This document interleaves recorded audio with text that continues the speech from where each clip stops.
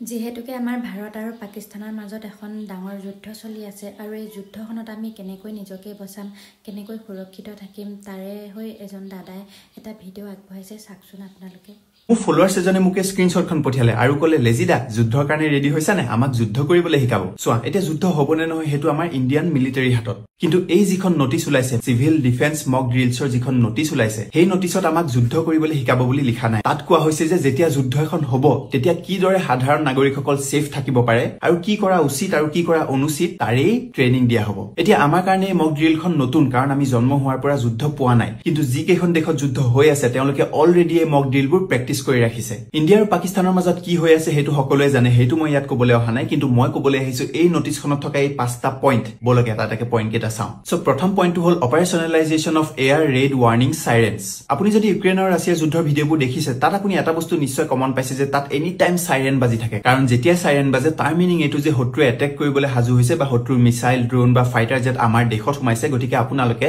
safe ঠাইত আশ্ৰয় লওক সো হেইটোৱে আমাক শিকোৱা হ'ব যে যেতিয়া সাইৰেন বাজিব আমাৰ ফাৰ্স্ট থিংকিংটো কি হ'ব লাগে আৰু কেনেকৈ আমি সেফ প্লেস পাব লাগে হেইটো হ'ল ফাৰ্স্ট পইণ্ট সেকেন্ড পইণ্টটো হ'ল training of civilian students et cetera on the civil defence aspect to protect themselves in the event of a hostile attack মানে ধৰি লওক যুদ্ধটো আহি যদি বৰ্ডাৰৰ পৰা আপোনাৰ চহৰত সোমাইহি তেতিয়া কি ধৰণে আপুনি নিজকে প্ৰটেক্ট কৰিব কি ধৰণে বচাব আৰু কি কি সেই সময়ত কৰিব লাগিব হেইখিনিৰ বিষয়ে হেই সেকেন্ড পইণ্টত শিকোৱা হ'ব আৰু থাৰ্ড পইণ্টটো হ'ল প্ৰভিজন অফ ক্ৰেশ ব্লেকআউট মেজাৰ্স ধৰি লওক পাকিস্তানৰ এখন প্লেন আমাৰ ইণ্ডিয়াৰ চহৰত সোমাই গ'ল যেটো পসিবল নহয় কিন্তু যদি কিবা কাৰণত সোমাই যায় তেতিয়া আমাৰ ইণ্ডিয়াৰ ৰেডাৰবোৰে তাৰ নেভিগেশ্যন আৰু জিপিএছটো ব্লক কৰি দিব কিন্তু হি চকুৰে যাতে তলত দেখা নাপায় যে ক'ত লাইট জ্বলি আছে কোনখন চহৰ কোনখন নগৰ ডাঙৰ কিবা মনুমেন্ট আছে নেকি হেবোৰ যাতে দেখা নাপায় তাৰ বাবে ব্লেকআউট কৰি দিয়া হ'ব মানে লাইট কাৰেন্ট কাটি দিয়া হ'ব আৰু হে ব্লেকআউটৰ সময়ত যাতে আপোনালোকে জুই চলা কাঠি এটাও নজ্বলাই ইনভাৰ্টাৰটো বাদে দিছো আৰু ট্ৰেইনিং দিয়া হ'ব কি ধৰণে আন্ধাৰত আপুনি নেভিগেট কৰি নিজক বচাব ফৰ্থ পইণ্টটো হ'ল provisions of early camouflaging of vital plants and installations এতিয়া প্লান্টছ মানে ইয়াত গছৰ কথা কোৱা নাই প্লান্টছ মানে